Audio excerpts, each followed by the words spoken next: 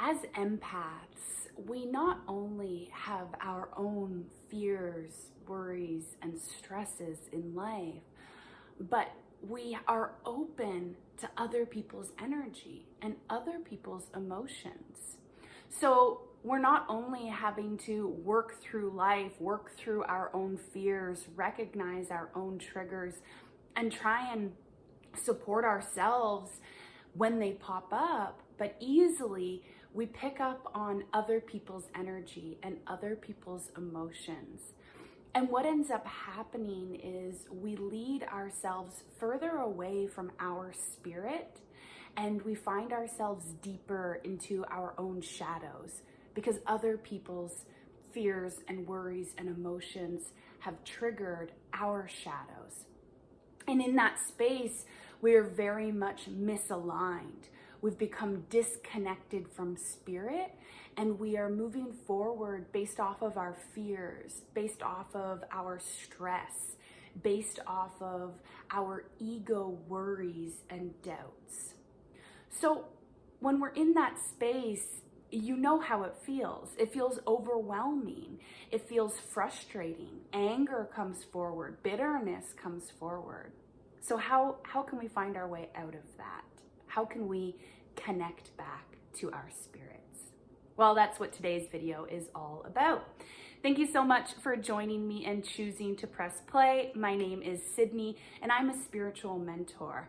I am here offering guidance, support, and wisdom on how you can expand your own knowledge on spirituality as you learn more about connecting to the universe and energy, especially as an empath and an intuitive. So if you're new to my channel, please consider subscribing and following along on the journey. And if you've been following along for a while now, if you're already part of my community, thank you so much for coming back and choosing to press play on this video. So as I said, we are wanting to talk more about how we can connect back to our own spirit. Because when we find ourselves in the position of feeling overwhelmed, it's because we are disconnected from spirit. When we find ourselves feeling stressed, we are again disconnected from spirit. And when we find ourselves feeling lost, feeling stuck, feeling uncertain, it's because we have become disconnected from spirit. And when we're living in this human existence, we need to learn how to find harmony between our mind, our body, and our soul. And in that process, it looks different for every single person. And what triggers your ego mind into that fear space of fight or flight, it may look different for you than it does for me. But it's really important that we do some of that shadow work and we find out where our fears are, where our triggers lie, and the wounds that we're carrying. Because when we do that deep shadow work, it becomes easier for us to carry grace. It becomes easier for us to support ourselves moving forward. There's this beautiful message that I received for a number of months when I was pulling oracle cards for myself to receive a little bit more guidance. And the message was hunter. And it says, track down your fears and desires. And the idea behind this message is that your fears are always going to track you down if you're not willing to track them down.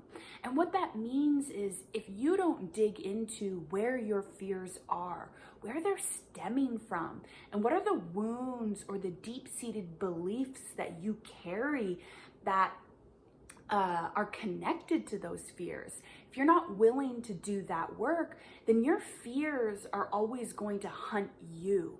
They're going to pop up when you least expect them, and you're not going to know how to handle yourself. You're going to constantly be living in survival mode, terrified of when is it going to come forward? When is it going to come forward?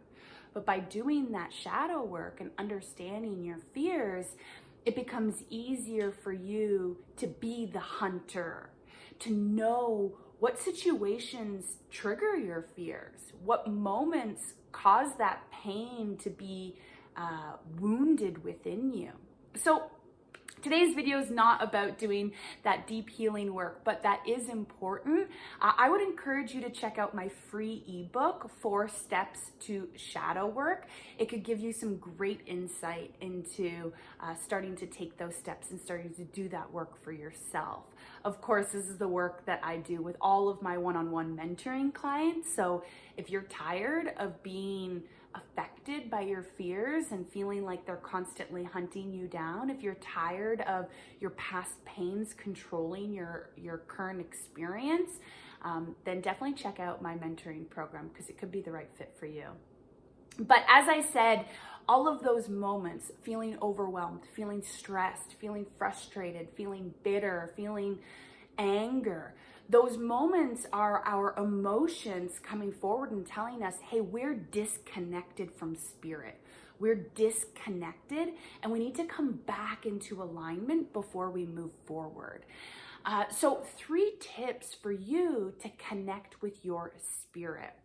When you're feeling that frustration, that stress, that overwhelm, whether it's from your own experiences or maybe you've picked up on somebody else's energy and emotions, it's really important for you to take the time to connect back to your spirit, because when you connect back to your spirit, you know that you're moving forward from an aligned space, and you know that the action that you're taking is something that is being guided from your soul path and is not from that survival mode of fight or flight. So tip number 1, change your environment. When we are holding on to that energy of overwhelm, stress, frustration, whether it's our own or we've picked up on somebody else's, that energy stays stagnant within us. And oftentimes, if we try to push through and continue the task at hand, we're just holding on to that stagnant energy. So changing your environment, it drops the box that you are currently in, and it allows energy flow to be a lot more graceful and to move a lot easier. So I would encourage you to get outside. If you have the time, go for a 30-minute walk in nature. That space is really going to allow you to kind of disconnect from that energy of overwhelm and frustration, or that sense of feeling stuck or uncertain, and it's going to allow you to realign yourself with your spirit. Changing your environment doesn't just mean, going for a 30-minute walk in nature.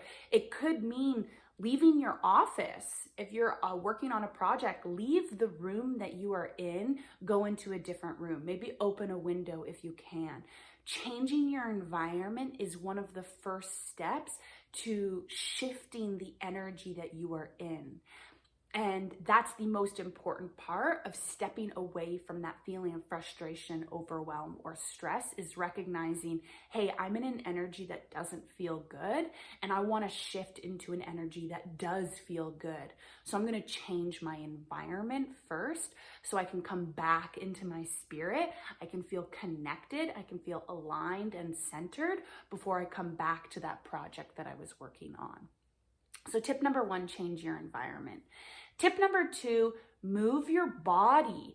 When we are holding on to stress or frustration, that energy is, as I said earlier, stagnant, but that energy really produces tension and it produces pressure and forcefulness. When we're moving forward from ego becomes so afraid of the uncomfortable. So ego tries to say, quick, you got to do this. You got to take action. You got to move. You got to do this in order for you to stay safe. But your spirit says, hey, we are safe. We are safe no matter what. So tip number 2 to connect back to your spirit is to move your body to allow that original energy to be alchemized and transmuted into something that feels better. Because again, energy doesn't just go away. We need to actively release it, or we need to actively alchemize it or transmute it into something that feels better. So if you're going to keep working at a project, or let's say you're in an argument with someone and their energy of anger has attached onto you, if you're going to continue in that conversation, it's not going to lead to a good space for you or a good resolution, or you won't find a resolution. So change your environment. Say, hey, let's take a break. Let's step away from this. And then move your body. Beautiful way for moving your body. It doesn't have to be a workout, although a workout is a great form to release pressure and to release that forcefulness that you're feeling. But another way to move your body could be a dance party. Let's say you're working at your desk and you're feeling stuck, you're feeling uncertain, you can't find the resolution to the problem. Maybe your boss or a coworker has sent all these questions in email, we got to work on this, we got to figure out this, we got to figure this, and you're just feeling overwhelmed with all of these questions that have come forward. Take a step back, head into a different room, turn on some music and have a dance party. Just start moving your body with no need for understanding what the outcome will be. You're simply saying, I'm disconnected right now because my emotions are showing me that I am disconnected and I need to come back into the space of feeling connected. So I'm going to move my body. I'm going to have a dance party. I'm going to release any tension that I'm carrying. I'm going to kind of alchemize this energy of heaviness and frustration, and I'm going to turn it into inspiration and motivation. Turn on your favorite song and let yourself dance and move around. So tip number 2 to connect with your spirit, move your body. Tip number 3 to connect with your spirit, cleanse your mind. Often when we've picked up on somebody else's emotions or energy, it triggers our own worries and our own fears, and we get stuck in this hamster wheel of thoughts. And our ego says, we need to do this, we need to do that, we need to do this, we need to do that. What about this? What about this?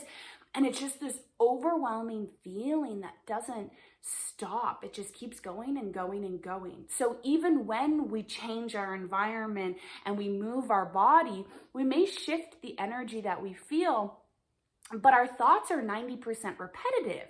So even though maybe we've transmuted or alchemized the energy that is within us, our mind can easily jump back into those thoughts the moment that we go back to the original task at hand.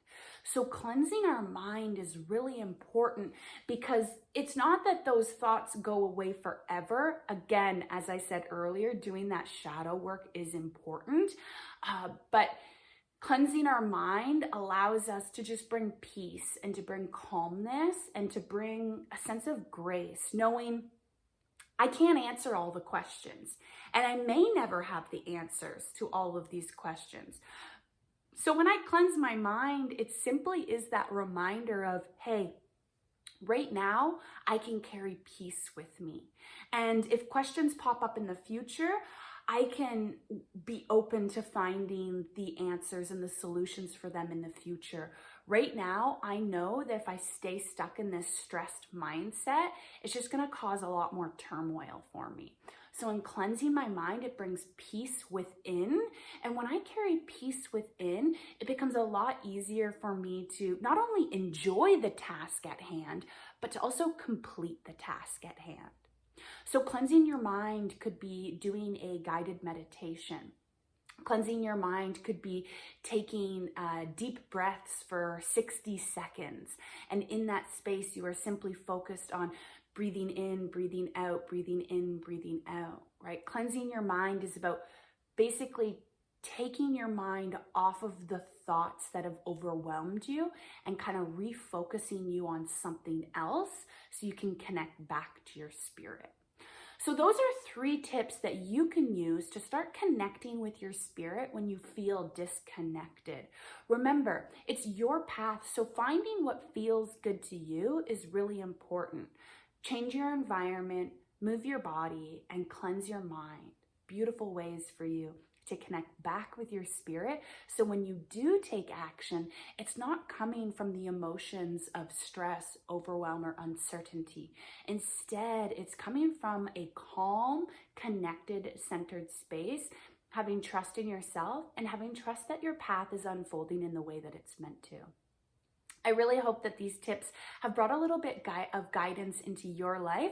So when you're feeling that frustration, that anger, or that bitterness come forward, again, whether it's your own emotions or being an empath, you've picked them up from somebody else, it allows you to kind of step back, get connected. So when you move forward, you're doing so from an aligned space. If you want to learn more from me, then check out all my links below. I have a lot of information on my blog, on my website. I have information in different spiritual ebooks that you can check out.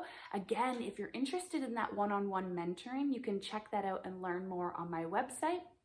And I also have a meditation membership, which is a beautiful space to practice cleansing your mind and releasing stress and creating peace.